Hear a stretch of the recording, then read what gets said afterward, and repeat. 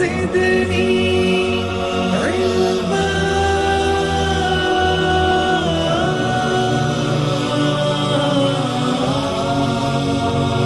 رب زدني علما.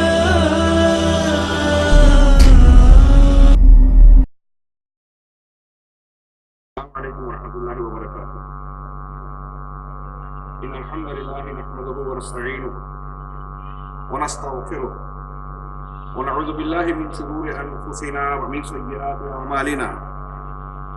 من يهده الله فلا مضل له ومن يضلل فلا هادي له. وأشهد أن لا إله إلا الله وحده لا شريك له وأشهد أن محمدا عبده ورسوله. أما بعد فإن خير الحديث كتاب الله وخير الهدي هدي محمد صلى الله عليه وسلم وشر الأمور محدثاتها وكل محدثة بدعة وكل بدعة ضلالة وكل ضلالة في النار. أعوذ بالله من الشيطان الرجيم. بسم الله الرحمن الرحيم. يا أيها الذين آمنوا اتقوا الله حق تقاته ولا تموتن إلا وأنتم مسلمون. يا أيها الناس اتقوا ربكم الذي خلقكم من نفس واحدة وخلق منها زوجها وبث منهما رجالا كثيرا ونساء واتقوا الله الذي تساءلون به والأرحام إن الله كان عليكم رقيبا. يا أيها الذين آمنوا اتقوا الله وقولوا قولا سديدا يصلح لكم أعمالكم ويغفر لكم ذنوبكم ومن يطع الله ورسوله فقد فاز فوزا عظيما. قال الله تبارك وتعالى في كلامه المجيد. أعوذ بالله من الشيطان الرجيم. بسم الله الرحمن الرحيم. اتبعوا ما أنزل إليكم من ربكم ولا تتبعوا من دونه أولياء قليلا ما تذكرون.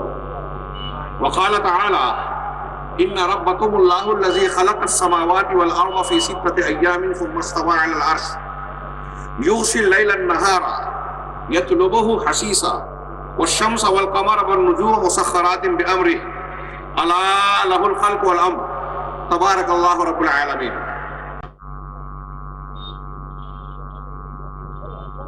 اس عظیم الشان کانفرنس محمد کا پیغام انسانیت کے نام کے زیر عنوان منعقد ہونے والی اس کانفرنس کے صدر محترم جمعیت اہل حدیث حیدرآباد کے امیر محترم فضیلت الشیخ شفیق عالم مدنی حفظہ اللہ، حیدرآباد کے ان 3 حلقوں کے ذمہ داران جنہوں نے اس عظیم الشان کانفرنس کے انعقاد کیا، اس کا اہتمام کیا، دیگر ذمہ داران جمعیت، شیخ میرے قابل احترام دوست شیخ عبدالرحیم مکی حفظہ اللہ سابق امیر جمعیت حیدرآباد، فضیلت الشیخ عبدالعظیم مدنی حفظہ اللہ، دیگر علماء کرام، ذمہ داران جمعیت، میرے بزرگوں، بھائیوں اور اسلامی ماں اور بہنوں، مجھے جس عنوان پر کچھ گفتگو کرنے کا حکم دیا گیا ہے، اعلان کے ذریعے آپ نے جانا، وہ عنوان ہے کہ کتاب و سنت کی اتباع کیوں ضروری ہے۔ کتاب و سنت، کتاب سے مراد قرآن مجید ہے۔ ہمارا اور آپ کا، تمام اہل ایمان کا یہ عقیدہ ہے کہ قرآن مجید اللہ تبارک و تعالیٰ جو اس کائنات کا رب العالمین ہے، اس کی نازل کردہ کتاب ہدایت ہے۔ ساری انسانیت کو سیدھا راستہ، سچا راستہ، مارگ درشن کرنے کے لیے اس کتاب کو رب العالمین نے نازل فرمایا۔ اہل ایمان کا تو یہ عقیدہ اور یقین ہے کہ یہ اللہ کا کلام ہے، آسمان سے نازل شدہ وحی پر مشتمل ہے۔ ہمارے غیر مسلم بھائی یہ سوچ سکتے ہیں کہ ہم کیوں مانیں، اور جو سوال کیا جا رہا ہے کہ کتاب و سنت کو ماننا ضروری کیوں، اس کو میں اس 2 پہلو سے بھی دیکھتا ہوں کہ یہ سوال ایک تو مسلمانوں کے لیے داخلی سطح پر ہے کہ مسلمان اپنے عقیدے میں، عبادات میں، اعمال میں، معاملات میں، اخلاق میں صرف قرآن و سنت، کتاب و سنت کی پیروی کرنے کے مکلف ہے۔ اس کے علاوہ میرا ایک دعویٰ یہ ہے، اور انسانیت کے نام پیغام محمد صلی اللہ علیہ وسلم کی اس کانفرنس کا میں سمجھتا ہوں زیادہ اہم پہلو یہی ہے کہ دنیا کو ہم یہ بتائیں کہ آپ کے لیے بھی اگر آپ چاہتے ہیں کہ کامیابی حاصل کریں تو کتاب و سنت کی پیروی کرنی ہوگی۔ کتاب قرآن مجید ہے۔ اپنے غیر مسلم بھائیوں سے میں عرض کرنا چاہوں گا کہ یہ اللہ کا کلام ہے۔ پوری انسانیت کو جس طرح رب العالمین نے ہوا دی، پانی دیا، کھانے پینے کے اسباب دیے، جینے کے سامان دیے، وَآتَاكُم مِّن كُلِّ مَا سَأَلْتُمُوهُ، اسی کتاب کا فرمان ہے کہ اللہ نے، رب العالمین نے، پالنہار کائنات نے، جگت نے، کائنات کو، انسانیت کو وہ ساری چیزیں دی جس کی ان کو ضرورت تھی، جو انہوں نے طلب کیا۔ جس طرح اللہ رب العالمین نے شریر کی ساری ضرورتوں کو مہیا کیا، اس دنیا کو ہماری ضروریات کا دسترخوان بنا دیا، ٹھیک اسی طرح اس نے ہمیں قرآن دیا۔ قرآن اللہ کا کلام ہے، کتاب اللہ ہے، کتاب ہدایت ہے۔ اس بات کے پروف اور دلیلیں بے شمار ہیں۔ اگر میں اس پہلو کو پر گفتگو کروں کہ قرآن اللہ کا کلام ہے، اس میں کوئی شک نہیں۔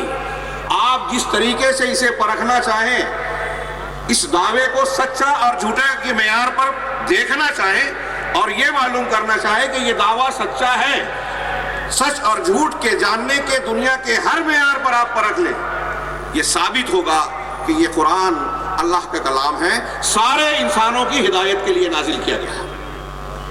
اس کے بہت سارے پروفس۔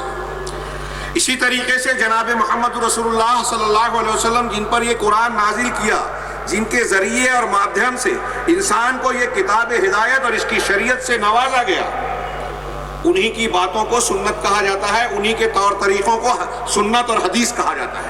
کچھ لوگ فرق کرتے ہیں، میں اس میں نہیں جاتا۔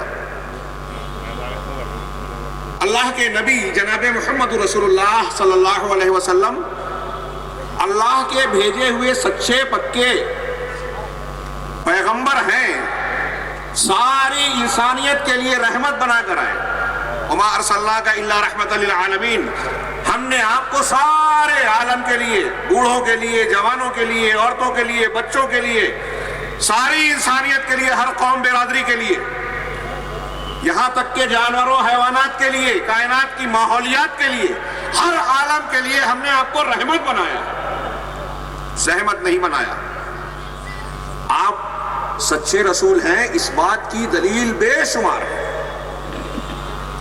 آپ کے اخلاق، آپ کے معجزات، خود قرآن مجید جس نے نازل ہونے سے لے کر 23 سالہ مدت میں اپنے مخالفین سے بار بار چیلنج کیا کہ اگر تمہیں شک ہے کہ یہ محمد صلی اللہ علیہ وسلم نے اپنی طرف سے گڑھ لیا، بنا لیا، تو وہ بھی انسان، تم بھی انسان، ان کے جیسا کلام بنا کے بتاؤ، چند صورتیں لے آؤ، ایک صورت لے آؤ، 10 آیتیں لے آؤ، ایک آیت لے آؤ، یہاں تک کہا فَلْيَأْتُوا بِحَدِيثٍ مِثْلِهِ، اس کے جیسی ایک حدیث بنا کر لے آؤ۔ کفار مکہ جو اپنے آپ کو زبان آور سمجھتے تھے، دوسروں کو عجمی کہتے تھے کہ گونگے ہیں، جن کی عربی دانی اور زبان اتنی اونچی اور اعلیٰ معیار کی تھی کہ عرب کا ایک شخص اِنَّا أَعْطَيْنَاكَ الْكَوْثَرَ فَصَلِّ لِرَبِّكَ وَانْحَرْ إِنَّ شَانِئَكَ هُوَ الْأَبْتَرُ، قرآن کی اس سب سے مختصر صورت کو کعبہ کی دیوار پر جب لٹکا ہوا دیکھتا ہے، بار بار پڑھنے کے بعد آگے ایک جملہ بڑھاتا ہے کہ مَا هَذَا قَوْلُ الْبَشَرِ، یہ انسان کا کلام ہو ہی نہیں سکتا۔ اتنی زیادہ اعلیٰ عربی جاننے کے بعد اللہ کے نبی صلی اللہ علیہ وسلم کی مخالفت کر رہے ہیں، آپ ان کو چیلنج دے رہے ہیں کہ میرا پیش کیا ہوا دین سچا ہے، تم گمراہی پر ہو، سیدھے راستے پر آ جاؤ۔ وہ مخالفت بھی رکھتے تھے، طاقت بھی رکھتے تھے، زبان کو جانتے بھی تھے، چیلنج کا جواب دینے کا تقاضا بھی تھا، پھر بھی 23 سالہ مدت میں کبھی کسی صاحب زبان شخص نے یہ چیلنج قبول نہیں کیا، بلکہ قدم قدم پر موقع سے یہ اعتراف کیا کہ یہ انسان کا کلام نہیں۔ اس کی حلاوت ہے، لذت ہے، شیرینی ہے، اس میں بلاغت و فصاحت ہے، پچھلوں کے ایسے واقعات ہیں جو محمد صلی اللہ علیہ وسلم نے کسی اسکول کالج کتاب میں پڑھے نہیں ہیں. آپ تو امی تھے پھر بھی سچائی پیش کر رہے ہیں. آپ نے جو پیشین گوئیاں کی قرآن میں حدیث میں وہ سچی ہو رہی ہیں. آپ کا کردار ایسا ہے کہ کسی جھوٹے کا کردار ایسا ہو ہی نہیں سکتا. آپ کے ماننے والے اتنے عظیم الشان اور ذہین شخصیات ہیں کہ کوئی انسان ایسے ذہین لوگوں کو زیادہ دنوں تک دھوکہ دے ہی نہیں سکتا. آپ سے قریب جو جتنا رہا اتنا زیادہ آپ سے محبت کرنے والا ہوا. آپ نے اپنی 23 سالہ محض زندگی میں دنیا کی سب سے بڑی جہالت اور جاہلیت کو دنیا کی سب سے بڑی تہذیب میں بدل دیا. کیا یہ ممکن ہے کہ ایک جھوٹا شخص اتنے بڑے بڑے کارنامے انجام دے دے؟ یہ میں نے چند دلائل کی طرف اشارے کیے ہیں جو تمہیدی طور سے عرض کیے. اللہ قرآن اللہ کی کتاب ہے اور حدیث یا سنت نبی کریم صلی اللہ علیہ وسلم کا طریقہ ہے آپ کے قول فعل اور تقریرات. ہمارا یہ دعویٰ ہے کہ ان کی اتباع ضروری ہے. کیوں ضروری ہے؟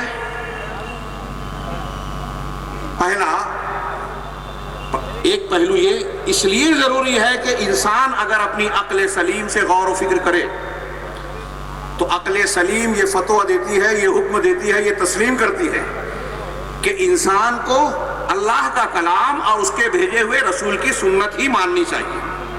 یہ ایک بات.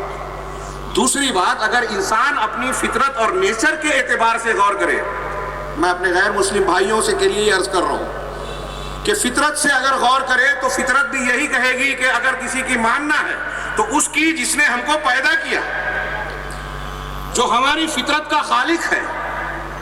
فطرت کا تقاضا بھی یہی ہے.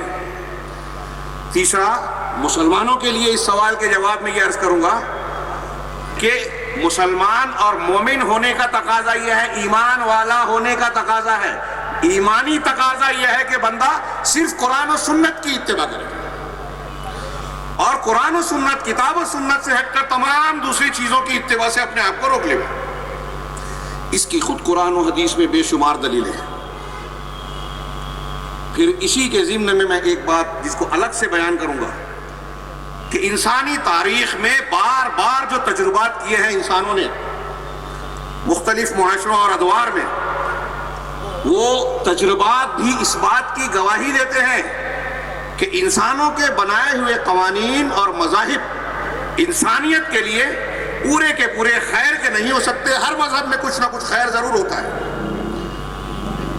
لیکن انسانی طبیعت، مزاج، فکر، عقل، شعور قاصر ہے، عاجز ہے اس بات سے کہ دنیا کے تمام انسانوں کے لیے، ہر زمانے اور علاقے کے انسانوں کے لیے ایسا منظم اور زبردست قانون بنائے جو ہر حقدار کو اس کا حق دے، جو ان کے لیے اطمینان اور سکون کا باعث ہو، جو اس کی فطرت اور فطری تقاضوں کے عین مطابق ہو، انسانی قوت اور استطاعت کے دائرے میں ہو. ایسی خصوصیات کے قوانین بنانے سے انسان کافر ہے، چاہے جتنے ذہین اور دانشور لوگ اکٹھا ہو جائے، ماہرین قوانین اکٹھا ہو جائیں. اور تاریخ نے یہ تجربہ بار بار کیا کہ اللہ کے کتاب اور محمد صلی اللہ علیہ وسلم یا پیغمبر کی تعلیمات کو چھوڑ کر دنیا نے جب کسی دوسرے فکر کو، مذہب کو، نظریے کو، ازم کو آزمایا تو انسانیت اور انسانوں کو نقصان پہنچایا، فساد پھیلائے، ایک دوسرے کی جان، مال، عزت و آبرو کو غیر محفوظ بنا دیا. یہ چند دعوے ہیں. اپنی گفتگو میں ان دعووں کی کچھ دلیلیں عرض کرنا چاہوں گا. سب سے پہلا دعویٰ کہ انسان کی عقل یہ کہتی ہے کہ اللہ کی کتاب، رب العالمین کی اتاری ہوئی ہدایت اور اس کے بھیجے ہوئے پیغمبر کی ہی اتباع کی جائے، یعنی کتاب و سنت کی. جناب محمد رسول اللہ صلی اللہ علیہ وسلم جب بستر پہ جاتے تھے سونے کے لیے، اس سے پہلے یہ قرآن کی آیت جو میں نے خطبۃ الحاجہ کے بعد پڑھا، اللہ تبارک و تعالیٰ نے قرآن مجید میں ارشاد فرمایا، ان ربکم اللہ الذی خلق السماوات والارض فی ستۃ ایام، یقیناً تمہارا پالنہار پروردگار وہ اللہ ہے جس نے آسمانوں اور زمین کو 6 دنوں میں پیدا کیا. دنیا میں جتنے لوگوں کی پرستش ہوتی ہے، پوجا جاتا ہے، بڑا مانا جاتا ہے، قرآن کا یہ دعویٰ ہے اور بالکل کھلا دعویٰ ہے کہ جن لوگوں کو بھی اللہ کو چھوڑ کر پکارتے ہو تم لوگ، انہوں نے ایک مکھی بھی پیدا نہیں کی. سب مل کر بھی ایک مکھی کو وجود نہیں دے سکتے، پیدا نہیں کر سکتے عدم سے وجود میں بغیر مادے کے، نہیں پیدا کر سکتے۔ تو جو لوگ ایک مکھی پیدا کرنے سے عاجز ہیں، جن کے اندر طاقت نہیں ہے، وہ آسمان و زمین پیدا کر سکتے ہیں کیا؟ اور جن کا وجود آسمان و زمین کے بعد ہوا۔ ہم اپنے ماں باپ سے پیدا ہوئے، اگر کوئی یہ دعویٰ کرنے لگے کہ میرے ماں باپ میرے ذریعے پیدا ہوئے تو کوئی تسلیم کرے گا؟ ایک موسیقہ خیز اور ہنسی کی بات مانی جائے گی کہ یہ بیٹا کہہ رہا ہے کہ میں نے اپنے باپ کو پیدا کیا۔ تو بیٹا باپ کا پیدا کرنے والا یا ذریعہ نہیں ہو سکتا، ذریعے کی بات ہو رہی ہے جو پروسیجر قدرتی ہے اس اعتبار سے۔ تو جو لوگ اس کائنات کے پیدا ہونے کے بعد وجود میں آئے، وہ کوئی بھی ہو، حضرت عیسیٰ علیہ السلام ہو، دیگر پیغمبر ہوں، بڑی بڑی شخصیات، دیوی دیوتا جو بھی ہوں، کیا اپنے وجود میں آنے سے پہلے کی چیز کے پیدا کرنے والے ہو سکتے ہیں؟ ظاہر سی بات ہے نہیں۔ غور کریں، جو جس کی پوجا کرتا ہے اس کے بارے میں تو اللہ نے فرمایا کہ تمہارا پروردگار پالنہار، تم کو کھانا پینا دینے والا، بارش برسانے والا، روزی دینے والا، تمہاری ضروریات کو پوری کرنے والا، وہ پروردگار پالنہار ہے جس نے آسمان اور زمین کو 6 دنوں میں پیدا کیا۔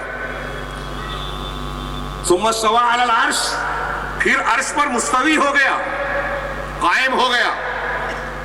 وہ عرش جو ہم نے دیکھا نہیں ہے، ہمارے لیے غیب ہے۔ اسی کتاب و سنت نے بتایا کہ اللہ تبارک و تعالیٰ کی مخلوقات میں سب سے پہلی اور سب سے بڑی مخلوق ہے۔ سارے آسمان و زمین اس کے سامنے کوئی حیثیت نہیں رکھتے۔ 7 آسمان اللہ کی کرسی کے سامنے ایسے ہیں جیسے ایک ڈھال میں 7 انگوٹھیاں، اور کرسی اللہ کے عرش میں ایسے ہے، حدیث میں بتایا کہ جیسے ایک بڑے میدان میں ایک انگوٹھی ڈالی گئی۔ کتنا بڑا عرش ہے، اور اتنا بڑا عرش اللہ کی مخلوق ہے، یہ آسمان و زمین اس کی مخلوق ہے، تو اللہ کتنا بڑا ہے۔ ان کو پیدا کرنے والی ذات کتنی عظمت والی، بڑائی والی ہے، اندازہ لگائیے، ہم اندازہ نہیں لگا سکتے۔ تمہارا پروردگار وہ ہے، عرش پر مستوی ہوا حقیقی معنی میں، اور وہاں مستوی ہو کر کائنات کا قدری اور دینی نظام چلا رہا ہے۔ جب اس کی جو مشیت ہوئی اس اعتبار سے واقعات اور حوادث کے تصرفات فرما رہا ہے۔ یغشی اللیل النہار، وہ رات سے دن کو ڈھانپ دیتا ہے۔ دن کا اجالا تھا، رات کی تاریکی آئی، ڈھپ گئی، دن کے اجالے میں ساری، رات کے اندھیرے میں سارے دن کی چیزیں ڈھانپ دی اللہ نے۔ اور پھر یہی سلسلہ چلتا ہے، صبح آتی ہے، پھر اجالا ہوتا ہے، یطلبہ حثیثا، جو تیزی سے ایک دوسرے کے پیچھے آتے ہیں۔ والشمس والقمر والنجوم مسخرات بامرہ، یہ آسمان، یہ سورج، یہ چاند اور یہ سارے ستارے جو ہم کو چھوٹے چھوٹے دکھائی دیتے ہیں، ستارے کچھ نظر آتے ہیں، کچھ جن کے بارے میں کہا سائنٹسٹوں نے، جن کو دیکھا، کہا کہ یہ ستارے اتنے چھوٹے نہیں ہیں، اس میں سے کچھ ایسے ہیں جس میں 6 کروڑ سورج آ سکتے ہیں۔ تو یہ سارے ستارے، آسمان اور سورج اور چاند، مسخرات بامرہ، سب اللہ کے حکم کے قابو میں ہیں، اس کے زیر تصرف ہیں، وہ جیسے چاہے جو حکم دیتا ہے یہ اس کی فرما برداری کرتے ہیں۔ پوری کائنات اللہ کی فرما برداری کر رہی ہے، تو انسانوں کو بھی چاہیے کہ اسی کی مانیں، کتاب و سنت کو کی اتباع کریں۔ ابھی بات یہ بتا رہا ہوں کہ کائنات کا جو قدری نظام ہے، جو نظام چل رہا ہے، اس کا چلانے والا اللہ ہے۔ آگے اللہ تعالیٰ نے ایک جملہ فرمایا، یہ جو قرآن کی آیت پڑھی اسی میں، الا لہ الخلق والامر، یہ سن لو اور جان لو کہ مخلوق اور یہ نظام پیدا کیا وہ اسی کا ہے، تو حکم بھی اسی کا چلے گا، حکم بھی اسی کا چلے گا۔ یہ عقل کا فتویٰ ہے جو قرآن نے بیان کیا۔ نبی پاک صلی اللہ علیہ وسلم جب بستر پر سوتے تھے تو آپ کے کئی دعاؤں اور اذکار میں سے ایک دعا کے الفاظ ہیں ابتدائی یہ، اللہم رب السماوات السبع ورب الارض ورب العرش العظیم، اے اللہ 7 آسمانوں کے مالک، پروردگار، زمین کے مالک، عرش عظیم کے مالک، یہ جو نظر آ رہی ہے تو بڑی مخلوقات اور جو نظر نہیں آ رہی ہے سب کا مالک، ربنا اللہم رب السماوات السبع ورب الارض ورب العرش العظیم، ربنا ورب کل شیء، ہمارے پروردگار اور کائنات کے ہر چیز کے پروردگار، ہر چیز کے مالک، سب پر اللہ کی ملکیت ہے، سب کو اسی نے پیدا کیا، سارا نظام وہی چلا رہا ہے، مادی طور سے وہی پروردگار ہے، کسی کے اندر یہ طاقت اور قوت استطاعت نہیں ہے۔ فالق الحب والنوا نظام چلا رہا ہے تو گٹھلی اور بیج کو پھاڑنے والا وہی ہے۔ یہ گٹھلی اور بیج کے پھٹنے سے اناج پیدا ہوتا ہے، درخت اگتے ہیں، پھل پھول آتے ہیں، انسانوں کی غذائیں بنتی ہیں، دوائیں بنتی ہیں، جانوروں کی غذا اور خوراک بنتی ہے، وہ جانور کھاتے ہیں، اس سے دودھ اور گوشت ملتے ہیں۔ دنیا کی نعمتوں کا سلسلہ اس فلک سے، دانے اور گٹھلی کو پھاڑنے سے ہوتا ہے۔ کسان بیج ڈال دیتا ہے اور پھر قدرت کا پروسیجر اپنا کام کر کے ہمیں فصلیں دیتا ہے۔ یہ کسان خالق نہیں ہے، یہ اللہ کا بنایا ہوا نظام ہے جو تمہارا پروردگار ہے۔ سوتے وقت نبی کریم صلی اللہ علیہ وسلم فالق الحب والنوا، یہ چیزیں جو نظام کائنات چلا رہی ہے، اس کے بعد فرمایا ومنزل التوراۃ والانجیل والفرقان، اور اے وہ پروردگار، اے اللہ جو توریت کا، انجیل کا اور پھر ان کے بعد، ان کے بگڑ جانے کے بعد آخر میں فرقان یعنی قرآن مجید کا نازل کرنے والا ہے، میں تجھ سے التجا کر رہا ہوں، یعنی مادی دنیا کو چلانے والا بھی تو ہے، کائنات کا نظام تو چلا رہا ہے، پیدا تو نے کیا، لہذا تیرا ہی حق ہے کہ شریعت اور حکم تیرا چلے، لہذا تو نے دینی احکام اور نظام کے لیے تو پہلے توریت نازل کیا تھا، پھر انجیل نازل کیا، بعد میں آخر میں قرآن نازل کیا جسے فرقان کا۔ تو عرض یہ کرنا ہے کہ عقل کی دلیل یہ ہے کہ جب انسان غور و فکر کرے گا عقلی بنیاد پر تو یہ ماننے پر مجبور ہوگا کہ ہمارا آپ کا، دنیا کا، کائنات کا پیدا کرنے والا اللہ ہے، اور جب پیدا کرنے والا اللہ ہے، ساری نعمتیں دینے والا اللہ ہے، تو کھائیں اس کا، غذائیں، نعمتیں اس کی استعمال کریں، اور کسی اور کے گن گائیں، کسی اور کی بات مانیں، کسی اور کا قانون چلے۔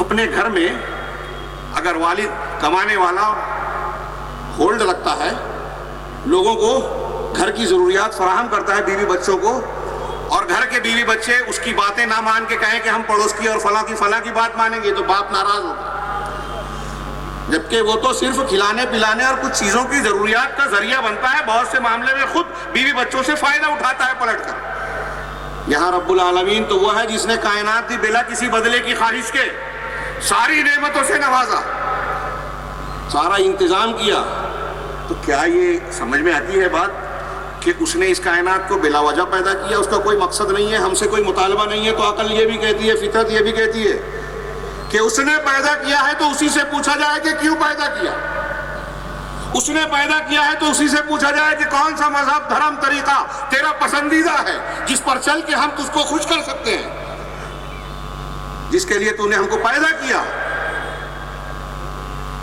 تو عقل یہ کہتی ہے کہ بات اسی کی مانی جائے جس نے ہمیں اور آپ کو اور کائنات کو، ہماری ضروریات کو پیدا کیا، جس نے ہم کو اور آپ کو ساری نعمتیں دی۔ وَإِن تَعُدُّوا نِعْمَتَ اللَّهِ لَا تُحْصُوهَا، اگر تم اللہ کی نعمتوں کو شمار کرنا چاہو تو گن نہیں سکتے۔ یہ ایک پہلو ہوا، میں اگلے دوسرے عقلی پہلو کی طرف آ رہا ہوں کہ عقل اس طریقے سے بھی ہماری گواہی دیتی ہے کہ کتاب و سنت یعنی اللہ کی کتاب اور اس کے پیغمبر کی تعلیمات کو ہی ماننا چاہیے، تبھی فلاح ہوگی، تبھی کامیابی ہوگی، اور یہ ہمارے اس کے مملوک اور اس کے مخلوق ہونے کا تقاضا ہے کہ اسی کی مانیں۔ کچھ لوگ شاید بری مثال سمجھیں، اگر ایک عورت کی شادی کسی شوہر سے ہو جائے، جیسے میں نے کہا باپ کھلاتا ہے، ذریعہ بنتا ہے، تو ایک عہد و پیمان ہو رہا ہے، بیوی اور شوہر کے رشتے کو پامال کر کے اگر کوئی بیوی کسی دوسرے سے تعلق قائم کرے تو کیا شوہر برداشت کرے گا؟ جبکہ شوہر نے اس بیوی کو پیدا نہیں کیا، پال پوس کر بڑا نہیں کیا، اور صرف اس کو دیتا نہیں ہے، اس سے بہت کچھ لیتا بھی ہے، پھر بھی یہ برداشت نہیں کر سکتا، تو کیا ہماری عقل جو اس بے وفائی کو قبول نہیں کرتی، یہ قبول کرے گی؟ انسان کی عقل یہ مانے گی کہ جس رب العالمین نے ہمیں سب کچھ دیا، عدم سے وجود بخشا، پیدا کیا، نظام دیا، ہر ضرورت فراہم کی، اس کی بات نہ مانتے ہوئے کسی اور کی بات مانے، کسی اور کا قانون اختیار کرے زندگی میں؟ اس سے بڑی بے وفائی کیا ہوگی؟ کیا یہ اللہ تعالیٰ کی غیرت کو برداشت کرنا چاہیے؟ نہیں کرے گا۔ تو عقل یہ کہتی ہے کہ اسی کے آگے جھک جایا جائے، اسی کے احکامات کو کو قبول کیا جائے۔ عقل کے دوسرے اعتبار سے ہم دیکھیں تو نظر آتا ہے کہ ہم انسان جو ہے دنیا کی دیگر مخلوقات اور حیوانات کے بیچ جو ہے انسان وہ مخلوق ہے جو معاشرتی اور مدنی زندگی جیتا ہے. ہم جنگل میں الگ تھلگ نہیں جیتے جانوروں کی طرح، بلکہ ایک انسان خاندان بنا کر سماج اور معاشرے میں رہتا ہے. اور یہ اس لیے بھی ضروری ہے کہ انسان کی تخلیق اس طرح سے ہوئی ہے کہ اپنی چھوٹی سے چھوٹی ضرورت کے لیے بھی اس کو پانے اور اس کے اپنے مقصد کو حاصل کرنے کے لیے وہ محتاج ہے کہ دوسروں کی مدد حاصل کرے. بعض عربوں نے لکھا اس بات کو کہ ایک لقمہ جو ہم اپنے منہ میں ڈالتے ہیں کھاتے ہیں، وہ لقمہ بھی کھانا بھی ہم دیکھیں کہ خود ہم ایک انسان اپنے طور پر وہ لقمہ تیار نہیں کرتا. کتنے مرحلوں سے گزر کے ہوتا ہے، بیج کسان ڈالتا ہے، کاشتکاری کرتا ہے، اس میں فصل پیدا ہوئی، فصل پیدا ہونے کے بعد کٹائی ہوتی ہے، کٹائی کے لیے جو اوزار استعمال ہوتا ہے وہ کسی اور نے بنایا، صفائی ہوتی ہے وہ کسی اور نے بنایا، پھر اس کے بعد گیہوں چاول یا جو اناج وغیرہ لایا ہے اس کو صاف کرنا، اس کو پیسنا، اس کو پکانا. یہ سب پیسنے صاف کرنے والے اور پکانے والے الگ الگ ہیں. اس سلسلے میں جو بھی اسباب اور سامان استعمال ہو رہے ہیں، آلات استعمال ہو رہے ہیں، وہ پکانے والے نے نہیں بنایا. سلنڈر ہو، اسٹو ہو، برتن ہو، یہ کسی اور نے بنایا، مدد دوسرے کی لینا پڑ رہی ہے. پکانے والا کوئی اور، پھر ہمارے ہاتھ میں آیا، ہماری پلیٹ میں آیا، وہ بھی کسی اور نے بنائی، تب ہمارا لقمہ بن کے منہ تک آیا. تو انسان اپنی چھوٹی سے چھوٹی ضرورت کو پورا کرنے میں بھی دوسروں کا محتاج ہے، اس لیے مدنی زندگی گزارنے پر مجبور ہے. اب جب ہم سماج میں جیتے ہیں، رہتے ہیں، تو سماج میں ہر انسان کی خواہش الگ ہے، طلب الگ ہے، پسند الگ ہے. کبھی کبھی ایسا ہوتا ہے کہ کسی پسند اور خواہش کے ٹکراؤ کی وجہ سے جھگڑے ہوتے ہیں، اختلاف ہوتے ہیں. نظام چلانے کی ضرورت پیش آتی ہے کہ ڈسپلن اور نظم و ضبط قائم ہو تو حکومت بنے، ایک سربراہ ہو، اس کی لوگ بات مانیں، اور اس نظام کو چلانے کے لیے قانون کی ضرورت ہوتی ہے. اگر قانون نہ ہو تو کہا جاتا ہے جنگل راج ہے، بڑی مچھلی چھوٹی مچھلی کو کھا لیتی ہے، طاقتور چھوٹے پر ظلم کرتا ہے. اگر قانون نہ ہو، انصاف نہ ہو. لہذا ضروری ہے کہ ایک ایسا نظام ہو جس میں ہر حقدار کو اس کا حق ملے. جو آپس کے اختلافات اور خواہشات کے ٹکراؤ ہوتے ہیں، اس کے باوجود انسان ایسے قانون کی چھاؤں اور سائے میں پنپے کہ ہر ایک کو اس کا حق ملے اور اطمینان رہے. جھگڑے، اختلافات، خوریزیاں نہ ہو. اگر ایسا قانون نہ ہو تو ٹکراؤ کے وقت کی وجہ سے خوریزیاں ہوگی، ایک دوسرے کی جان مال، عزت و آبرو پر ڈاکے ڈلیں گے، ظلم و زیادتی ہوگی. انصاف کے لیے، امن و سکون کے لیے ضروری ہے کہ ایک ایسا قانون اور ضابطہ ہو جو ہر حقدار کو حق دے اور اس خون خرابے کو، ظلم و زیادتی کو روک دے. اب غور کیجئے کہ دنیا میں کوئی بھی انسان کیا اس کی طاقت رکھتا ہے کہ ایسا قانون بنائے جس میں ہر حقدار کو اس کا حق ملے، کسی پر ظلم اور زیادتی نہ ہو. اور ایک زمانے میں آج قانون بنائے تو 100 سال 200 سال بعد، 400 سال کے بعد بھی وہ چلتا رہے، اس میں کوئی تبدیلی نہ آئے.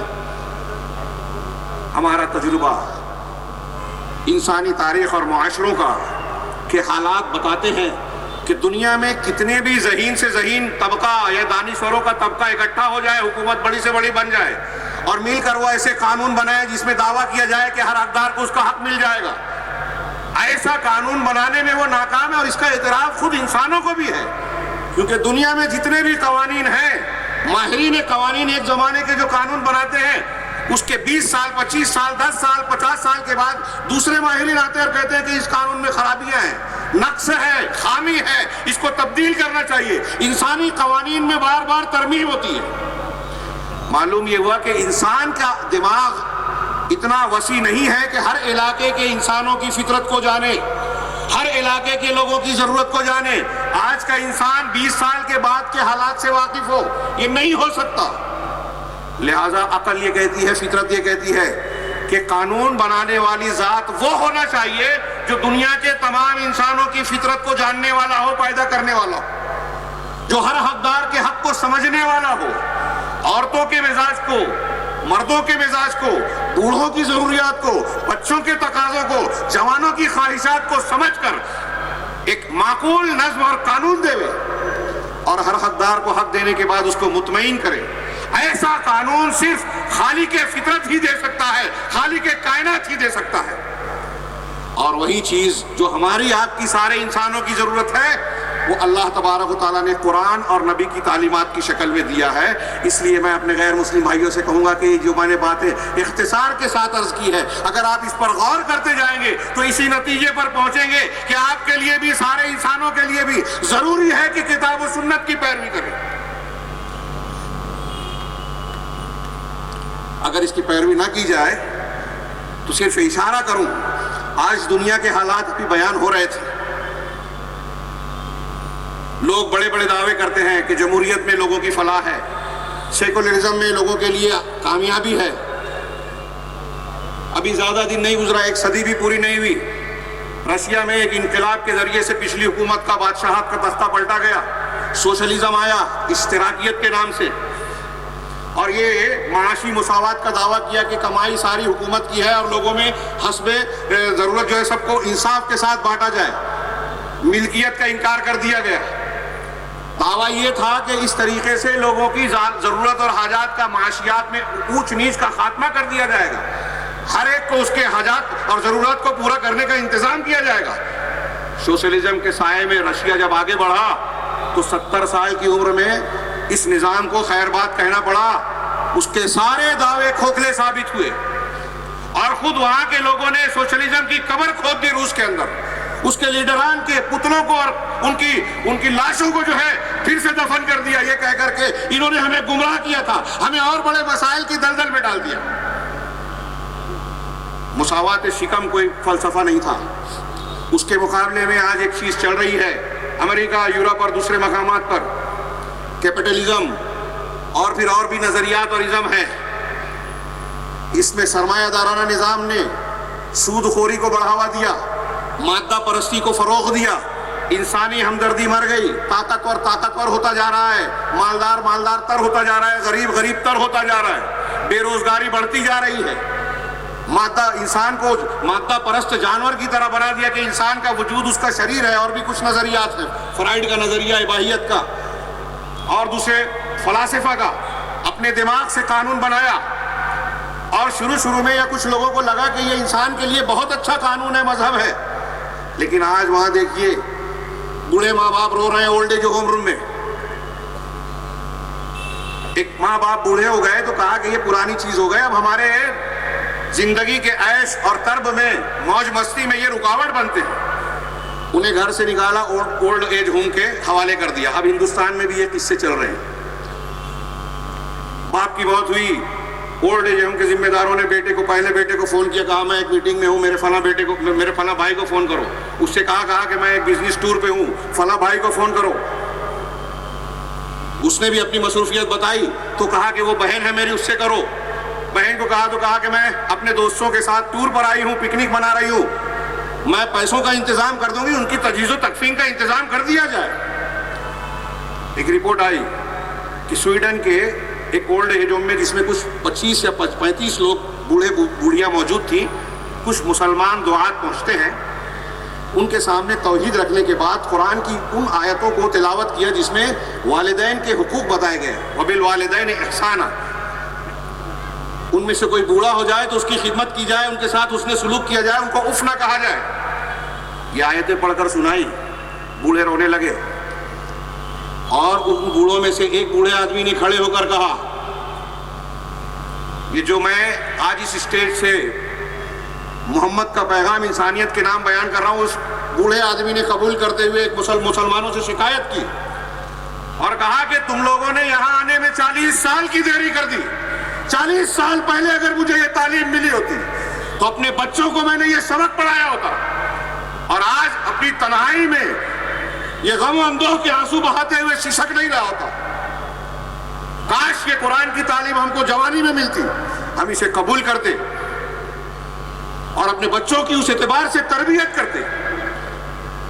تو انسانی قانون نے بوڑھوں کو بے سہارا بنا دیا، وہ اولاد سے دور کر دیا۔ یہ سوشلزم، سرمایہ دارانہ، مادہ پرست قانون۔ جنگ عظیم ہوئی، چرچل نے امریکہ سے قرض مانگا، جس نے جنگ میں ساتھ دیا تھا، بڑا نقصان اٹھایا برطانیہ نے، برطانیہ کا صدر چرچل، جنگی نقصانات کے بعد امریکہ سے بڑا قرض مانگا.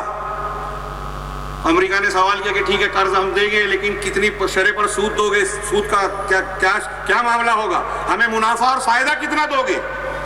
چرچل رونے لگا, کہا کہ جنگ میں ہم نے اپنا سب کچھ اٹھا کر تمہارا ساتھ دیا اور تمہاری یہ انسانیت اور کریکٹر ہے کہ ہمارے قرض دینے میں بھی تم فائدہ دیکھنا چاہتے ہو.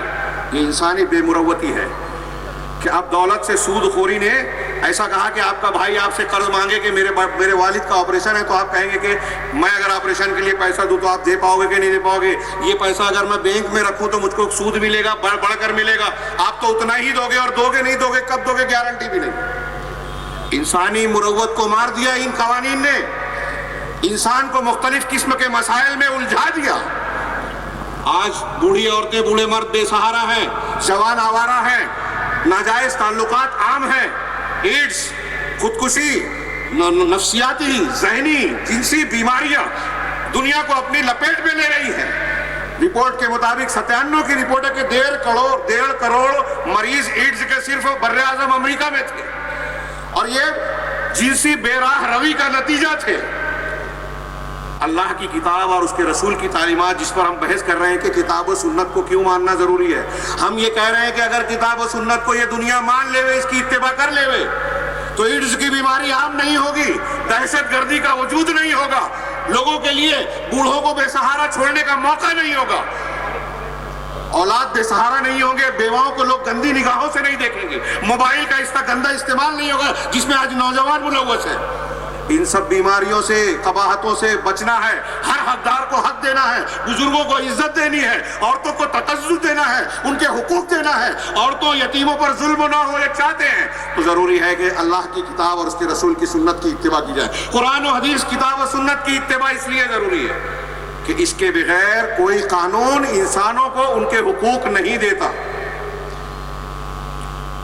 یہ عقلی دلیلیں میں نے بیان کی, اور بھی کئی پہلو پیش کیے جا سکتے ہیں. فطرت یہ کہتی ہے, انسان اندر سے اپنے آپ میں یہ سمجھتا ہے کہ مجھے کسی کا مذہب اور دین ماننا چاہیے, کسی کے سامنے جھکنا چاہیے.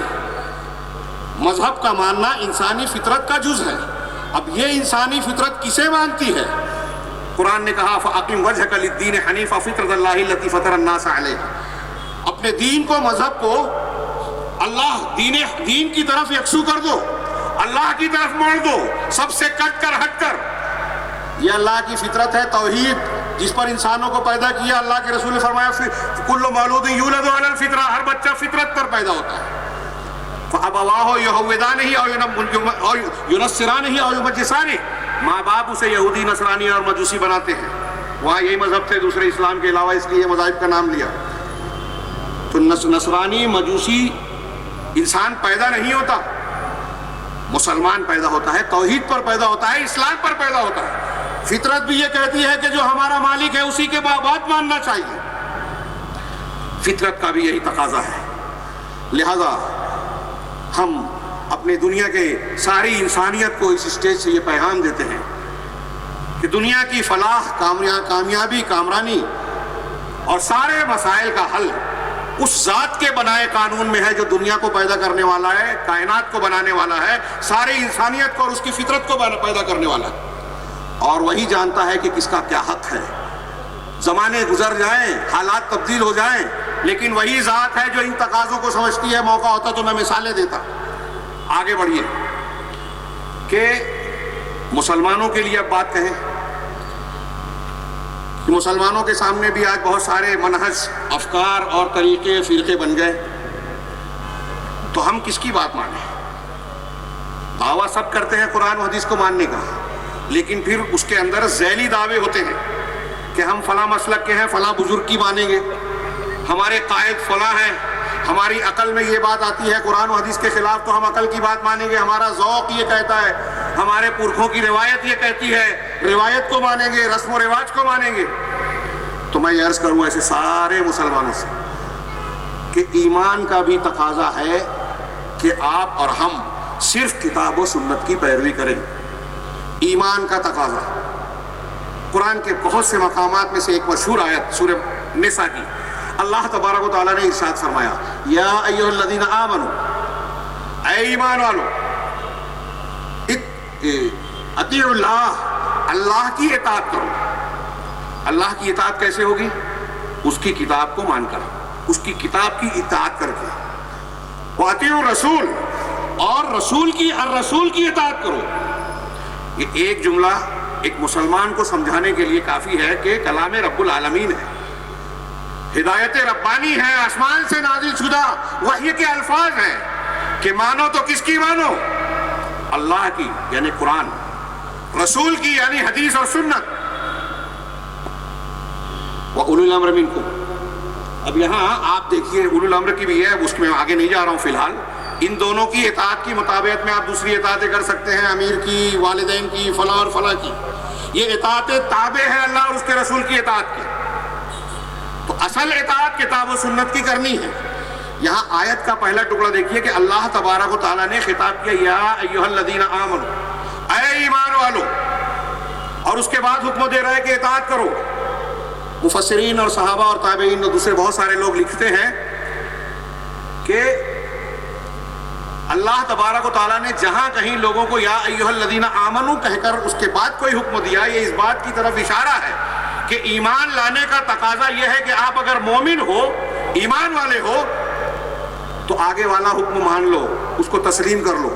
اگر وہ تسلیم نہیں کرتے تو آپ ایمان والے نہیں ہیں، ایمان کے تقاضے کو پورا نہیں کر رہے ہیں۔ اس سے پتہ یہ چلا کہ یہاں اس آیت میں کہا گیا کہ ایمان والو اللہ کی اطاعت کرو، رسول کی کرو، قرآن اور کتاب کو مانو اور سنت کی اتباع کرو۔ اب اگر کوئی ایسا نہیں کرتا، کسی اور کی اتباع کرتا ہے، تو وہ ایمان والا نہیں ہے۔ اللہ تبارک و تعالیٰ نے اپنے کلام میں کم سے کم تقریباً 40 مقام پر اللہ اور رسول کی اطاعت کا حکم دیا، اور صرف حکم ہی نہیں دیا، اس کے مختلف فائدے بتائے۔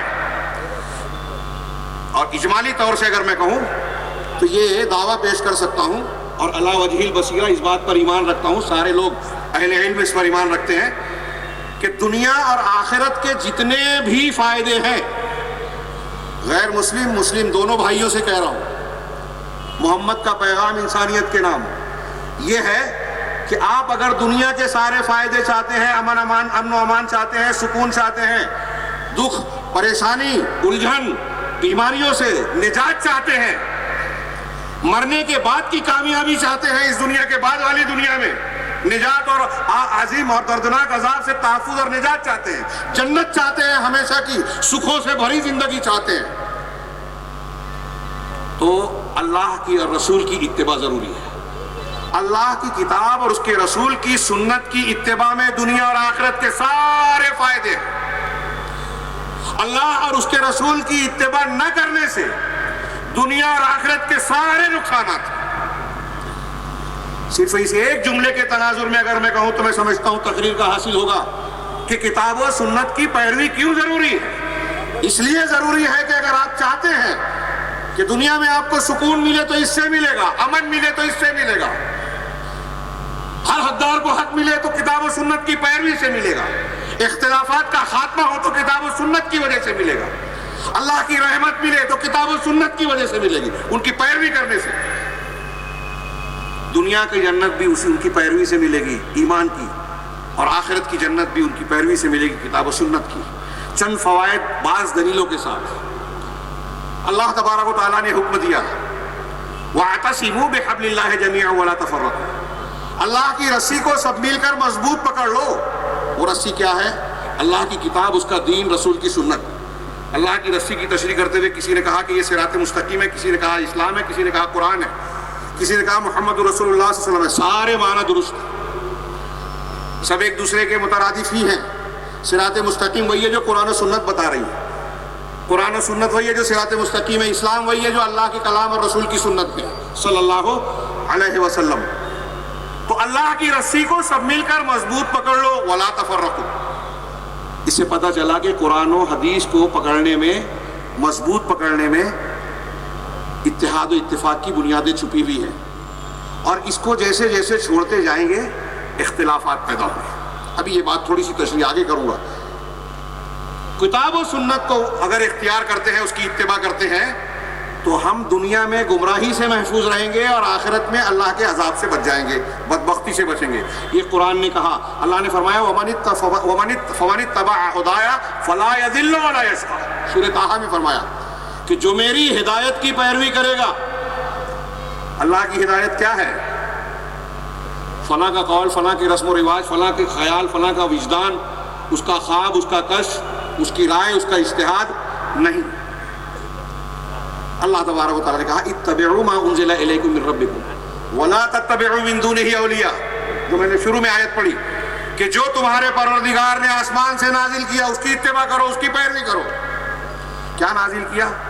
اپنی کتاب اتاری الفاظ کے ساتھ، اور سنتیں اتاری، نبی کریم صلی اللہ علیہ وسلم کی حدیثیں اتاری قرآن کی تشریح اور معنی کے اعتبار سے۔ وَمَا يَنْطِقُ عَنِ الْهَوَىٰ إِنْ هُوَ إِلَّا وَحْيٌ يُوحَىٰ، محمد صلی اللہ علیہ وسلم کوئی بات کہتے ہیں، بیان کرتے ہیں تو اپنی خواہش سے نہیں، اپنے من سے نہیں کہتے منمانے طور پر، وہ تو وحی ہوتی ہے جو اللہ کی طرف سے اتاری گئی، نازل کی گئی۔ تو اللہ نے یہ دونوں چیزیں نازل کی ہیں، اور قرآن نے کہا اتبعوا ما انزل الیکم من ربکم، جو تمہارے پروردگار کی طرف سے نازل کیا گیا اسی کی اتباع کرو، اسی کی مانو، اس کی پیروی کرو۔ وَلَا تَتَّبِعُوا مِن دُونِهِ أَوْلِيَاءَ، اور اس کے علاوہ دوسرے اولیاء کی۔ اب قرآن و حدیث سے ہٹ کر اگر آپ کوئی بھی چیز مان رہے ہیں تو من دونہ اولیاء میں وہ شامل ہے، اتباع ہوا میں شامل ہے، جس سے قرآن کی کئی آیتیں منع کرتی ہیں۔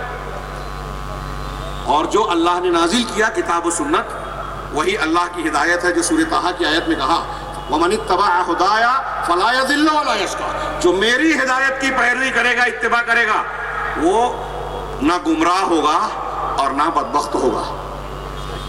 حضرت ابن عباس رضی اللہ تعالیٰ عنہ ترجمان القرآن رضی اللہ عنہ فرماتے ہیں کہ لا يضل فی الدنیا ولا یشقی فی الآخرہ، کہ جو اللہ کی ہدایت یعنی قرآن و حدیث کی بات مانے گا، اتباع کرے گا، دنیا میں گمراہی سے بچے گا۔ بہت سے راستے ہیں، تاریکیاں ہیں، مناہی جائزہ میں اور مسلک ہیں، ان سے بچے گا کون؟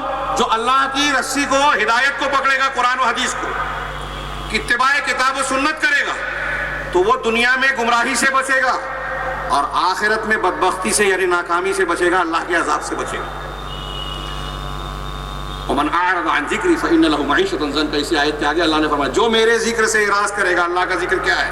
قرآن اور قرآن کی تفسیر سنت، اس سے اعراض کرے گا، اس کی بات نہیں مانے گا، اتباع نہیں کرے گا۔ وَمَنْ أَعْرَضَ عَنْ ذِكْرِي فَإِنَّ لَهُ مَعِيشَةً ضَنكًا، تو اس کے لیے تنگ زندگی ہوگی۔ وَنَحْشُرُهُ يَوْمَ الْقِيَامَةِ أَعْمَىٰ، اور قیامت کے دن ہم اسے اندھا بنا کر اٹھائیں گے، قیامت کے دن اندھا بتائیں گے، اس سے پہلے دنیا کی زندگی میں یا قبر کے سلسلے میں اسے تنگ زندگی ملے گی۔ اہل علم نے کہا دنیا میں اگر آپ کو بے روزگاری کا سامنا ہے، بیماریاں ہیں، پریشانیاں ہیں، اختلافات ہیں، دنیا کی جتنی بھی مصیبتیں ہیں، سب تنگ زندگی کی تفسیر ہے۔ تو پتہ یہ چلا اتباع سنت، کتاب و سنت نہ کرنے پر تنگ زندگی ملے گی، گمراہی ملے گی۔ اور یہ بات آپ ان حدیثوں میں بھی سنتے ہیں جو حجۃ الوداع کے موقع پر مختلف حدیث کی کتابوں میں الگ الگ الفاظ سے مروی ہے۔ اللہ کے رسول صلی اللہ علیہ وسلم فرمایا کہ میں اس دنیا سے جانے والا ہوں، تمہارے درمیان دو چیزیں چھوڑ رہا ہوں، بعض میں صرف کتاب اللہ کہا، بعض میں کتاب اللہ کے ساتھ اہل بیت کہا، اور اس کی الگ تشریح ہے، ان کے حقوق کا خیال رکھنا، اور بعض روایتوں میں کہا کہ میں تمہارے درمیان اللہ کی کتاب اور اپنی سنت چھوڑے جا رہا ہوں، جب تک ان کو مضبوط پکڑے رہو گے کبھی گمراہ نہیں۔ پتہ یہ چلا کہ اتباع کتاب و سنت اس لیے ضروری ہے کہ ہم اور آپ گمراہی سے بچ جائیں۔ جو لوگ قرآن و کتاب و سنت کی اتباع نہیں کرتے، اپنی عقل لڑاتے ہیں، وہ گمراہی کا شکار ہوتے ہیں۔ دنیا میں جتنے بڑے بڑے لوگوں کو دیکھیے، جہاں انہوں نے قرآن و حدیث کو ماننے کے دعوے کے ساتھ کسی دوسری چیز کی آمیزش کی، ملاوٹ کی، اپنی عقل کی، فلسفے کی، منطق کی، وہاں انہوں نے گمراہی کے راستے کی طرف اپنا قدم بڑھا دیا اور دین حق سے الگ کوئی نہ کوئی مسلک بنا لیا۔ امام باقلانی نے فلاسفہ، یونانی فلسفے اور منطق کے ماننے والوں کا رد کرنے کے لیے قلم اٹھایا، لیکن فلسفہ اور منطق کی وجہ سے خود اپنی عقل کو آمیزش کی اور قرآن حدیث کی تشریح اپنی عقل سے کرنے لگے، ان کا ایک فرقہ بن گیا۔ ان کے شاگرد ان کے بعد امام ابو الحسن اشعری، جو بعد میں اہل سنت میں آ گئے اور توبہ کر لی، انہوں نے رد کرنا شروع کیا ناحق باطل فرقوں کا، لیکن اپنی عقل کا استعمال کیا، عقلیت اور فلسفہ منطق کا استعمال کیا، قرآن حدیث سے ہٹ کر، کتاب و سنت سے ہٹ کر گمراہی کا شکار ہو گیا، شریعت ایک مذہب وجود میں آ گیا۔ آج ہم دیکھتے ہیں کہ بہت سارے لوگ جو ہیں ایک انسان جو ہے اچھی نیت سے کوئی فلسفہ پیش کر، سر سید احمد خان ڈاکٹر ولیم کا جواب دینے گئے جو انہوں نے حدیثوں کا مذاق اڑایا تھا، معجزات کا رد کیا تھا، خطبات احمدیہ کی شکل میں انہوں نے بڑی محنت سے کتاب لکھی، ان کی نیت بہت اچھی تھی، لیکن اپنی عقل کا استعمال کیا، ثابت شدہ بہت سی حدیثوں کا رد کر دیا۔ ہمارے یہاں کچھ جماعتیں پیدا ہوتی ہیں، میں حکمت کے طور پر ان کا نام نہیں لینا چاہتا، ان کی بزرگوں کی نیت اچھی تھی لیکن ان کے نام کے مسلک اور گروہ بن گئے، ایک نئی فکر بن گئی، ایک نئی جماعت بن گئی۔ کیوں؟ اس لیے کہ انہوں نے قرآن و حدیث کی تشریح میں اپنی عقل، اپنا فلسفہ، اپنی خیالات اور نظریات کی آمیزش کر دی۔ کسی نے جدید دور کے افکار کو پڑھا، امریکہ یورپ کے فلسفوں کو اس میں ملانے کی کوشش کی اور قرآن و حدیث کو یورپ کے فلسفوں کی روشنی میں سمجھنے کی کوشش کی۔ کسی نے معاشیات کے اصولوں، کسی نے سیاست کی بنیاد پر، کسی نے حکومت کو بنیاد بنا کر جو ہے اسلام کو سمجھنے کی کوشش کی، تو بے راہ روی کا شکار ہوئے اور اسلام کو دین رحمت کی بجائے جو ہے شدت کا مذہب بنانے کی کوشش کر دی، اور آج اس کی وجہ سے ہم بدنامیاں جھیل رہے ہیں، ہمارے نوجوان گمراہی کا شکار ہو رہے ہیں۔ یہ جو بھی اس راستے پر جا رہا ہے وہ قرآن و سنت کی اتباع نہیں کر رہا ہے، وہ اپنے گروہ اور جماعت کے بزرگ اور بانی جماعت کے فلسفوں پر عمل کر رہا ہے۔ وہ خالص کتاب و سنت کی اتباع کرے گا تو ان گمراہیوں سے، بے راہ رویوں سے بچ جائے گا۔ علامہ ابن تیمیہ اور ایسی کئی شخصیات کے نام ہیں، انہوں نے، علامہ ابن تیمیہ رحمہ اللہ نے اس وقت کے، اس زمانے کے ہر فرقے کا رد کیا، اشاعرہ، معتزلہ، جہمیہ، قدریہ، جبریہ، جتنے باطل تصوف کے سب کا رد کیا، لیکن ابن تیمیہ کے نام سے کوئی ایک فرقہ نہیں بنا۔ کیوں؟ علامہ ابن تیمیہ رحمہ اللہ نے جو کچھ پیش کیا وہ قرآن و حدیث کی بنیاد پر پیش کیا۔ پتہ یہ چلا کہ جب قرآن و حدیث میں آمیزش ہوتی ہے فلسفے کی، فکر کی، عقل کی، تو گمراہیاں آتی ہیں۔ اور آج ہمارے بہت سارے خوش عقیدہ یا دیندار نوجوان دین کے نام پر کبھی کبھی دین سے گمراہ ہو جاتے ہیں، اس لیے کہ خالص کتاب و سنت کی اتباع کی بجائے دوسرے راستوں پہ چلے جاتے ہیں، کسی خاص فکر کے حامل عالم کی فکر کی پیروی کرنے لگتے ہیں، قرآن و حدیث کی خالص اتباع نہیں کرتے۔ اور ہمارا کہنا یہ ہے کہ نجات اور یہ سارے فلسفے قرآن و حدیث کو ماننے میں ہیں، اور اس کی دلیلیں کہی ہے، میں نے جمعہ کا خطبہ بھی دیا تھا کہ قرآن و حدیث کو ویسے مانا جائے جیسے صحابہ کرام نے اللہ کے رسول صلی اللہ علیہ وسلم کے پہلے شاگردوں نے جس طرح مانا۔ یہ قرآن بھی کہتا ہے کہ ان کا ایمان صحیح تھا، ان کی عبادات درست تھی، وہ جیسے ایمان لائے بعد والے ویسے ایمان لائیں گے تو کامیاب ہوں گے۔ کتاب و سنت کی اتباع اس لیے ضروری ہے کہ انہی کی اتباع میں ہدایت ہے۔ اللہ تعالیٰ نے قرآن میں فرمایا ان تطیعوہ تہتدوا، اگر تم رسول کی اطاعت کرو گے تو ہدایت یافتہ ہو جاؤ گے۔ اس کا الٹا مطلب کیا ہوا کہ رسول کی ہدایت سے، اطاعت سے جتنا نکلو گے اتنا ہدایت سے دور ہوتے جاؤ گے، اور ہدایت سے دور ہونے کا مطلب یہ ہے کہ گمراہی میں پڑنا، فرقوں اور مسلکوں میں بٹنا۔ اسی طریقے سے اتباع کتاب و سنت اس لیے ضروری ہے کہ کامیابی اسی سے جڑی ہوئی ہے، ایمان اسی سے جڑا ہے، ہدایت اسی سے جڑی ہے، لہٰذا جنت بھی اتباع کتاب و سنت سے ہی ملے گی۔ اللہ تبارک و تعالیٰ نے قرآن کی کئی آیتوں میں کہا وَمَن يُطِعِ اللَّهَ وَالرَّسُولَ فَأُولَٰئِكَ مَعَ الَّذِينَ أَنْعَمَ اللَّهُ مِنَ النَّبِيِّينَ وَالصِّدِّيقِينَ وَالشُّهَدَاءِ وَالصَّالِحِينَ وَحَسُنَ أُولَٰئِكَ رَفِيقًا۔ جو لوگ اللہ کی اور رسول کی اطاعت کرتے ہیں، یعنی کتاب و سنت کی اتباع کرتے ہیں، تو یہی وہ لوگ ہیں جو نبیوں کے ساتھ، ان لوگوں کے ساتھ ہوں گے جن پر اللہ نے انعام فرمایا۔ ہر نماز میں ہم دعا کرتے ہیں اہدنا الصراط المستقیم صراط الذین انعمت علیہم، انعام والوں کے راستے پر چلا۔ تو انعام والوں کے ساتھ کون رہے گا؟ جو اللہ اور اس کے رسول کی اطاعت کر رہے ہیں۔ اور انعام والے کون ہیں؟ من النبیین والصدیقین والشہداء، انبیاء، صدیقین، شہداء اور صالحین، اور ان کی رفاقت رفیق کے اعتبار سے، ساتھی کے اعتبار سے یہ بہت اچھے ہیں۔ انبیاء، صدیقین، شہداء کہاں ہوں گے؟ جنت کے اعلیٰ مقامات پہ۔ یہ کیسے ملے گا یہ مقام؟ اللہ اور اس کے رسول، یہ میں نہیں کہہ رہا ہوں، اللہ کا کلام کہہ رہا ہے، جس پر ہم سب ایمان رکھتے ہیں کہ یہ اللہ کا کلام ہے اور یہ کوئی غلط نہیں ہو سکتا۔ اگر کوئی اس میں شک کرے تو وہ مومن نہیں ہوگا۔ اللہ نے آگے فرمایا ایک دوسری آیت میں وَمَن يُطِعِ اللَّهَ وَرَسُولَهُ يُدْخِلْهُ جَنَّاتٍ تَجْرِي مِن تَحْتِهَا الْأَنْهَارُ، جو اللہ اور اس کے رسول کی اطاعت کرے گا اللہ تعالیٰ اسے ایسے باغات اور جنتوں میں داخل کرے گا جس کے نیچے نہریں جاری۔ دنیا میں ایک انسان کی خواہش ہوتی ہے کہ ہمیں ایسی زندگی ملے جہاں سکھ ہی سکھ ہو، دکھ نہ ہو، جہاں موت نہ آئے، جہاں سے طبیعت اکتائے نہیں، جہاں تمنائیں پوری ہو جائیں، ہر خواہش پوری ہو۔ قرآن و حدیث نے بتایا کہ ایسی جگہ جنت ہے جہاں تمنائیں ختم ہو جائے گی، تمنا سے بڑھ کر چیزیں ملیں گی. لیکن یہ کیسے ملے گی؟ بنیادی شرط ہے کہ اللہ کی اطاعت اور رسول کی اطاعت کی جائے، توحید کو مانے جائے، سنت کو مانا جائے. توحید کی مخالفت کی تو شرک ہوگا، اللہ کی اطاعت سے نکل جائے گا. سنت سے ہٹے گی تو بدعت ہوگی، رسول کی سنت کی مخالفت ہوگی، اور یہ گمراہی ہے، جہنم میں لے جانے والی چیز ہے. اسی طریقے سے اگر کوئی شخص یہ اس لیے ضروری ہے، اللہ کی کتاب اور رسول کی سنت کی اتباع اس لیے بھی ضروری ہے کہ اسی سے اللہ کی محبت ہمیں ملے گی، اللہ کی رحمت ملے گی، اللہ کی مغفرت ملے گی. ان میں سے جو تین لفظ میں نے استعمال کیے، کسی بھی چیز کی کوئی مومن کہہ سکتا ہے کہ ہمیں ضرورت نہیں ہے؟ اللہ تبارک و تعالیٰ کی محبت کون نہیں چاہے گا؟ اللہ نے فرمایا کہ قل ان کنتم تحبون اللہ، آپ سارے مومنوں سے کہہ دیجئے کہ اگر تم کو اللہ سے محبت ہے. اگر ایک آدمی محبت توحید کی ایمان کی بنیاد ہے، دین پر عمل کرنے کے لیے یہی محبت اکساتی ہے. آپ کو جس چیز سے محبت ہے، شوق ہے، اس کے لیے وقت گزارتے ہیں. ابھی ہمارے یہاں بھیڑ بھاڑ کم ہے، بہت سارے لوگوں کو دوسری چیزوں سے محبت ہوگی، وہاں مشغول ہوں گے. میں متہم نہیں کرتا، کوئی ضروری نہیں تھا. تو جس کو جس چیز سے محبت اور لگاؤ ہوتا ہے اس میں اپنا وقت لگاتا ہے. کوئی کرکٹ دیکھنے میں دن بھر گزار دیتا ہے، کوئی شوق کے دوسرے کاموں میں، کوئی موبائل میں لگا ہوا ہے، کسی کو قرآن پڑھنے میں مزہ آتا ہے. تو اللہ نے کہا کہ اگر تم کو اللہ سے محبت کا دعویٰ ہے تو اس دعوے کا معیار، کسوٹی یہ ہے فاتبعونی، میری اتباع کرو، یعنی رسول کی. رسول کے کردار میں قرآن بھی ہے، سنت بھی ہے. قرآن کے خلاف آپ کوئی کام کر ہی نہیں سکتے، اس لیے کتاب و سنت کی اتباع صرف رسول کہوں تب بھی آ جائے گا. تو میری اتباع کرو، یحببکم اللہ. کتاب و سنت کی اتباع کرو گے تو اللہ تم سے محبت کرے گا. اب جتنے لوگ ہمارے یہاں بیٹھے ہوئے ہیں جو نہیں ہیں، اگر اللہ کی محبت کے خواہش مند ہیں تو قرآن کی آیت کہتی ہے کہ اس خواہش کی تکمیل کا سیدھا سادہ واضح صاف ستھرا راستہ یہ ہے کہ رسول کی اتباع کی جائے، کتاب و سنت کو مانا جائے بلا چوں چرا.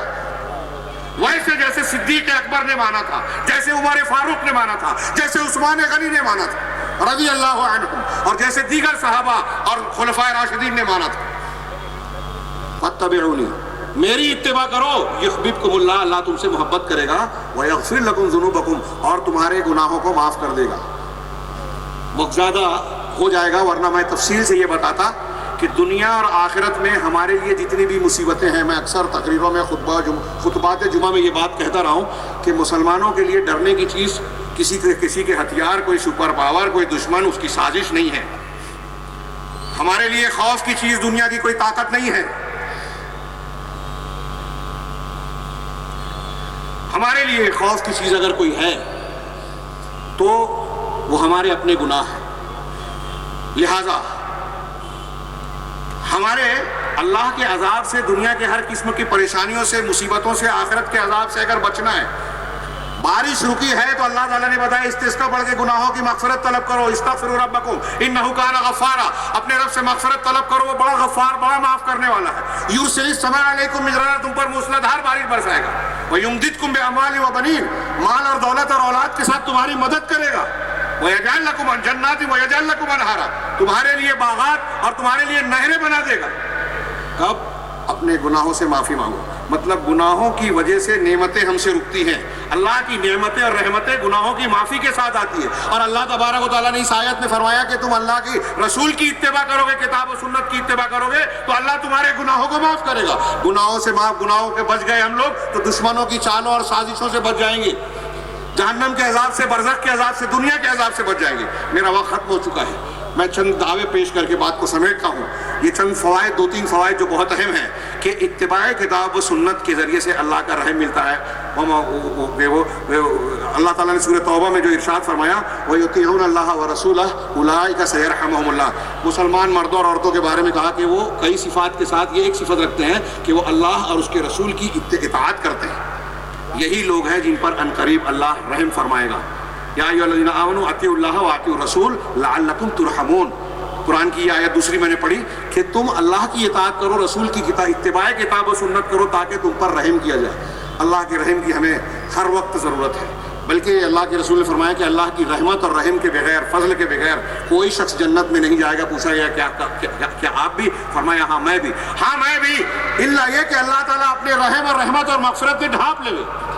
اللہ کے رحم کی ضرورت ہے. یہ رحم کیسے ملے گا؟ اتباع کتاب و سنت سے. ہمارے اعمال بہت سارے ہم کرتے ہیں، محنتیں کرتے ہیں. اللہ تبارک و تعالیٰ نے قرآن میں فرمایا کہ اللہ کی اطاعت کرو، رسول کی اطاعت کرو. وَأَطِيعُوا اللَّهَ وَالرَّسُولَ وَلَا تُبْطِلُوا أَعْمَالَكُمْ، اور اپنے اعمال کو برباد مت کرو. اس کا مطلب اگر کوئی شخص بڑی محنت کر رہا ہے، صدقہ و خیرات کر رہا ہے، نمازیں پڑھ رہا ہے، تسبیحات پڑھ رہا ہے، فضائل پر عمل کر رہا ہے، لیکن اللہ اور اس کے رسول کی اطاعت نہیں کرتا، دوسرے طریقوں کو مانتا ہے، کسی کا ذوق، کسی کی عقل، کسی کا طریقہ، کسی دوسرے کے بتائے ہوئے فکر و فلسفے پر عمل کر رہا ہے قرآن و حدیث کے خلاف، تو اللہ کہہ رہا ہے اس کے عمل برباد ہو جائیں گے. لہٰذا عمل کو برباد ہونے سے بچانے کے لیے ضروری ہے کہ اتباع کتاب و سنت کیا جائے. یہ آخری ایک بات بہت جو اہم ہے کہ مسلمانوں کا ایک بہت بڑا مسئلہ ہے اتفاق، فرقہ بندیاں. اللہ تبارک و تعالیٰ نے بتایا کہ اتباع کتاب و سنت میں مسلمانوں کے اختلافات کا حل ہے، فرقہ بندی کا خاتمہ ہے، باہمی الفت و محبت اور اسلامی اخوت کو اگر استوار کرنا ہے تو کتاب و سنت کی پیروی کی جائے. اسی میں جیسا کہ ابھی پچھلے خطاب میں آپ سن رہے تھے، چونکہ وہ بات بیان ہو چکی ہے اس لیے میں اس کو نہیں بیان کر رہا ہوں، کہ دنیا میں جتنے بھی مسائل ہیں جو ظلم کی وجہ سے پیدا ہو رہے ہیں، دہشت گردی، بم دھماکے، فلاں اور فلاں، اس کا حل بھی کتاب و سنت کی اتباع میں بھی ہے. اور جو لوگ بم دھماکے کر رہے ہیں، یہ اسٹیج کہتا ہے کہ اسلام سے، قرآن و سنت سے، قرآن و سنت کے ماننے والے مسلمانوں سے ان کا کوئی تعلق نہیں ہے. اگر وہ کتاب و سنت کی اتباع کرتے تو محبت کرتے، محبت کا پیغام پھیلاتے، جو محمد صلی اللہ علیہ وسلم کا کردار ہے، تعلیم ہے، قرآن کی تعلیم ہے.